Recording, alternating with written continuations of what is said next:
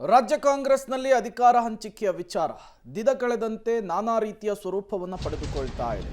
ಇದರ ನಡುವೆ ಇಕ್ಬಾಲ್ ಹುಸೇನ್ ಮತ್ತೊಮ್ಮೆ ಡಿಕೆ ಶಿವಕುಮಾರ್ ಸಿಎಂ ಆಗುವ ಭವಿಷ್ಯ ನುಡಿದಿದ್ದಾರೆ. ಫೆಬ್ರವರಿ 26ಕ್ಕೆ ದೆಹಲಿಗೆ ಇದೇ ವಿಚಾರಕ್ಕೆ ಹೋಗ್ತಿದ್ದಾರೆ ಅಂತ ಹೇಳಿದ್ರು. ಇಕ್ಬಾಲ್ ಹುಸೇನ್ ಹೇಳಿಕೆಗೆ ಡಿಕೆಶಿ ಗರಂ ಆಗಿದ್ದಾರೆ. ಇಕ್ಬಾಲ್ ಹುಸೇನ್ ಬಾಯಿಗೆ ಬೀಗ ಹಾಕ್ಕೊಂಡ್ರೆ ಒಳ್ಳೇದು ಅಂತ ಹೇಳಿದ್ದಾರೆ. ಎಲ್ಲ ಇಕ್ಬಾಲ್ಗಳು ಕೂಡ ಬಾಯಿಯನ್ನು ಹೊಳೆದುಕೊಂಡಿದ್ರೆ ಒಳ್ಳೆಯದು. ನನ್ನ ಬಗ್ಗೆ ಯಾರೆಲ್ಲ ಮಾತನಾಡ್ತಾರೆ ಅವರೆಲ್ಲರೂ ಕೂಡ ಸುಮ್ಮನೆ ಇರಬೇಕು. ನನಗೆ ಒಳ್ಳೇದು ಮಾಡಬೇಕು ಅಂತಿದ್ರೆ ಬಾಯಿಗೆ ಬೀಗವನ್ನು ಹಾಕ್ಕೊಂಡಿರಬೇಕು ಅಂತ ಹೇಳಿದ್ದಾರೆ. ಇಕ್ಬಾಲ್ ಹುಸೇನ್ ವಿರುದ್ಧ ಡಿಕೆ ಶಿವಕುಮಾರ್ ಗರಂ ಆಗಿದ್ದಾರೆ. ಅರ್ಥ ಸುಮ್ಮನಿರಿ, ಕಾಲ ಸನ್ನಿಹಿತ ಬರ್ತಾ ಇದೆ, ಎಲ್ಲವೂ ಒಳ್ಳೇದಾಗ್ತಾ ಇದೆ, ಮಾತಾಡಿ ಕೆಡಿಸ್ಬೇಡಿ ಅನ್ನೋ ಅರ್ಥ. ಇಕ್ಬಾಲ್ ಹುಸೇನ್ಗೆ ಬಾಯಿಗೆ ಏನಾದ್ರು ಬೀಗ ಹಾಕೊಂಡಿದ್ರೆ ಒಳ್ಳೇದು. ಎಲ್ಲ ಇಕ್ಬಾಲ್ ಹುಸೇನ್ಗಳಿಗೂ ಹೇಳ್ತಾ ಇದ್ದೀನಿ, ನನಗೇನಾದ್ರು ಒಳ್ಳೇದು ಮಾಡಬೇಕು ಅಂದರೆ ಬಾಯಿ ಬೀಗ ಹಾಕೊಳ್ಳಿ. ಅವ್ರು ಸ್ವಲ್ಪ ಹೊಲ್ಕೊಂಡು ಇತ್ಕೊಂಡ್ರೆ ಯಾರು ನನಗೆ ನನ್ನ ವಿಚಾರದಲ್ಲಿ ಮಾತಾಡ್ತಾರೆ ಅವರೆಲ್ಲ ಬಾಯಿ ಮುಚ್ಕೊಂಡಿದ್ರೆ ಬೆಟ್ರ್. ಇಕ್ಬಾಲ್ ಹುಸೇನ್ಗೆ ಬಾಯಿಗೆ ಏನಾದ್ರು ಬೀಗ ಹಾಕೊಂಡಿದ್ರೆ ಒಳ್ಳೇದು.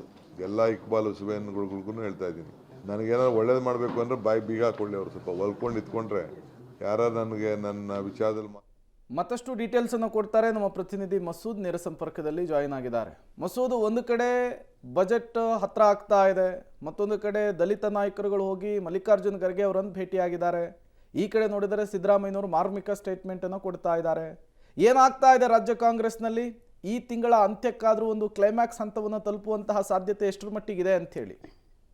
ಪ್ರೇಮ್, ಒಟ್ಟೊಟ್ಟಿಗೆ 3-4 ವಿದ್ಯಮಾನಗಳು ಕಾಂಗ್ರೆಸ್ನಲ್ಲಿ ಒಂದು ರೀತಿಯಲ್ಲಿ ಜೋರು ಮಟ್ಟದ ಚರ್ಚೆಗೆ ಎಡೆ ಮಾಡಿಕೊಟ್ಟಿರುವಂಥದ್ದು. ಒಂದು, ಡಿಕೆಶಿ ಅವರು ಡೆಲ್ಲಿಗೆ ಹೋಗಿ ಬಂದಿರುವಂಥದ್ದು, ಪ್ರಿಯಾಂಕಾ ಗಾಂಧಿ ಅವರನ್ನ ಭೇಟಿ ಮಾಡಿರುವಂಥದ್ದು, ಅದು ಅಸ್ಸಾಂ ಚುನಾವಣೆ ಇರಬಹುದು, ಆದರೆ ರಾಜಕೀಯವಾಗಿ ಸದ್ದು ಮಾಡ್ತು. ಅನಂತರ ಎಸ್ ಟಿ ಸಮುದಾಯದ ನಾಯಕರು ಹೋಗಿ ಭೇಟಿ ಮಾಡಿರುವಂಥದ್ದು. ಸತೀಶ್ ಜಾರಕಿಹೊಳಿ ಮತ್ತು ಕೆ ಎನ್ ರಾಜಣ್ಣ ಅವರ ನೇತೃತ್ವದಲ್ಲಿ ಕೆಲವು ಶಾಸಕರು, ಕೆಲವು ಜಿಲ್ಲಾಧ್ಯಕ್ಷರು ಹೋಗಿ ಹೈಕಮಾಂಡ್ ನಾಯಕರನ್ನ ಭೇಟಿ ಮಾಡಿ ಬಂದಿರುವಂಥದ್ದು. ಮಲ್ಲಿಕಾರ್ಜುನ್ ಖರ್ಗೆ ಅವರ ಜೊತೆ ಮಾತನಾಡಿ ಬಂದಿರುವಂಥದ್ದು. ನಿನ್ನೆ ಅವ್ರು ಕೊಟ್ಟಂತ ಹೇಳಿಕೆ ಇದೆಯಲ್ಲ, ಕಾಂಗ್ರೆಸ್ನಲ್ಲಿ ಏನೋ ಒಂದು ತೀರ್ಮಾನ ಆಗುತ್ತೆ, ಆ ಹಂತ, ಆ ಒಂದು ಗಳಿಗೆ ಬಂದ್ಬಿಟ್ಟಿದೆ ಅನ್ನುವಂತಹದನ್ನ ಎಲ್ಲರಿಗೂ ಕೂಡ ಒಂದು ರೀತಿಯಲ್ಲಿ ಅನಿಸೋಕೆ ಶುರು ಮಾಡಿದೆ.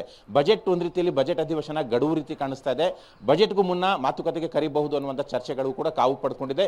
ಬಜೆಟ್ ನಂತರ ಒಂದು ತೀರ್ಮಾನ ಜಾರಿ ಮಾಡಬಹುದು ಅನ್ನುವಂಥದ್ದು. ನಿನ್ನೆ ಅವರೇನು ಹೇಳಿದ್ದಾರೆ, ಕನ್ಕ್ಲೂಷನ್ಗೆ ಹೈಕಮಾಂಡ್ ಬಂದಿದೆ ಅನ್ನುವಂಥ ಹೇಳಿಕೆ ಏನಿದೆ, ಅದು ಎಲ್ಲರಲ್ಲೂ ಒಂದು ರೀತಿಯಲ್ಲಿ ಸಾಕಷ್ಟು ಬೇರೆ ಬೇರೆ ಚರ್ಚೆಗಳಿಗೆ ಎಡೆ ಮಾಡಿಕೊಟ್ಟಿರುವಂಥದ್ದು. ಕಾಂಗ್ರೆಸ್ನಲ್ಲಿ ಈ ವಿಚಾರದಲ್ಲಿ ಸಾಕಷ್ಟು ಚರ್ಚೆ ಕಾವು ಪಡೆದುಕೊಂಡಿದೆ. ಡಿ ಕೆ ಶಿ ಬಣದವರು ಒಂದು ರೀತಿಯಲ್ಲಿ ಆ ಹೇಳಿಕೆ ಉತ್ಸಾಹಕ್ಕೆ ಎಡೆ ಮಾಡಿಕೊಟ್ಟಿದೆ. ಯಾಕೆಂದರೆ ನಮ್ಮ ಪರ ಒಂದು ತೀರ್ಮಾನಕ್ಕೆ ಹೈಕಮಾಂಡ್ ಬಂದಿದೆ ಅನ್ನುವಂತಹ ಧೋರಣೆ ಅವ್ರದ್ದು. ಇದೇ ಸಂದರ್ಭದಲ್ಲಿ ಸಿದ್ದರಾಮಯ್ಯನವರ ಎಕ್ಸ್ಪೋಸ್ಟ್ಗಳು, ಅವರು ಬಳಸಿರುವಂತಹ ಮಾತುಗಳು, ಪದಗಳು ಎಲ್ಲ ಒಂದು ಕಡೆ ಹೈಕಮಾಂಡ್ನ ತೀರ್ಮಾನದ ವಿಚಾರದಲ್ಲಿ ಏನೋ ಒಂದು ಸುಳಿವು ಸಿದ್ದರಾಮಯ್ಯನವರಿಗೆ ಸಿಕ್ಕಂತೆ ಕಾಣಿಸ್ತಾ ಇದೆ. ಹಾಗಾಗಿ ಪಟ್ಟಭದ್ರದು ಅನ್ನುವಂತಹ ಪದ ಬಳಕೆ ಮಾಡಿ ಅವರು ಸ್ವಪಕ್ಷೀಯ ವಿರೋಧಿಗಳಿಗೆ ಈ ಥರದ ಒಂದು ತಿವಿತ ಕೊಟ್ಟಿದ್ದಾರೆ ಹೇಳಿಕೆಗಳ ಮೂಲಕ, ಪದಗಳ ಮೂಲಕ ಅನ್ನುವಂಥ ಚರ್ಚೆಗಳು ಕೂಡ ನಡೀತಿದ್ದಾವೆ. ಅದು ವಿರೋಧ ಪಕ್ಷಗಳಾಗಿದ್ದರೆ ನೇರವಾಗಿ ಅವರು ಈ ಹಿಂದೆಲ್ಲ ಅವರ ಹೆಸರು ಪ್ರಸ್ತಾಪ ಮಾಡ್ತಿದ್ರು, ಕಾಂಗ್ರೆಸ್, ಬಿಜೆಪಿ, JDS ಅಂತ. ಆದರೆ ಆ ವಿರೋಧ ಪಕ್ಷಗಳ ಹೆಸರನ್ನ ಪ್ರಸ್ತಾಪ ಮಾಡಲಿಲ್ಲ.